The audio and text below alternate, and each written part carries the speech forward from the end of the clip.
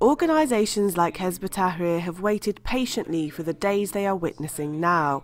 A political organisation founded 60 years ago, they call for an Islamic state and an Islamic leader, a Khalifate. They believe the so-called Arab Spring is a call from the masses for exactly that. For the second year, they've gathered to discuss the revolutions, in line with their manifesto for change. This year, there are many questions to be raised. We are at a crossroads, and there are a variety of questions for which answers are needed. Will the brutal dictatorships of the past be replaced by a new politics? Will the interference of the West continue under a new disguise? Will the military stay in their barracks and out of politics? These are some of the questions we need to ask ourselves at this time.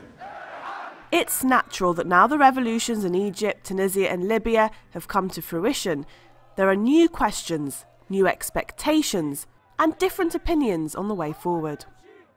In the West at least, the role of Islam in these movements is downplayed or even dismissed. It's called an Arab Spring, not an Islamic one, or the Twitter revolution, created by secular youth who want a secular state. Groups like Hizb Tahrir disagree with that assessment. That's a misconception, this idea that people are rising for a secular, liberal, democratic so-called future. Look at the reality of the polls of the Muslim world in recent times. The University of Maryland, that was done in America in 2007, showed over 70% of that region wanting to live under Islamic Sharia law. Let's kill that kind of misconception that this is a uprising of secular youth. This is an uprising for Islam, and you can see it in the cries of the people on the ground. In countries like Egypt, where the Muslim Brotherhood have been elected into power, it certainly seems that Islam has played a role in people's choices.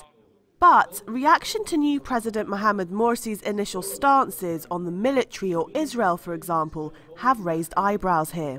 The tyrants have fallen, but there is no new politics. The tyrants have gone, but there is no new way of doing things, no new model, no new economic vision, and the colonialist order remains untouched. The overthrow of dictators in the region was the end of a long battle, but the beginning of these revolutions. And the kind of debate being had here is indicative that they've entered a new phase, not just about ending the past, but now about formulating a new future. And although only time will tell what concrete changes really come about, this is a poignant reminder that these revolutions called for real change, an independence from imperialism and a turn to Islam for governance. Nargis Mobalaghi, Press TV, London.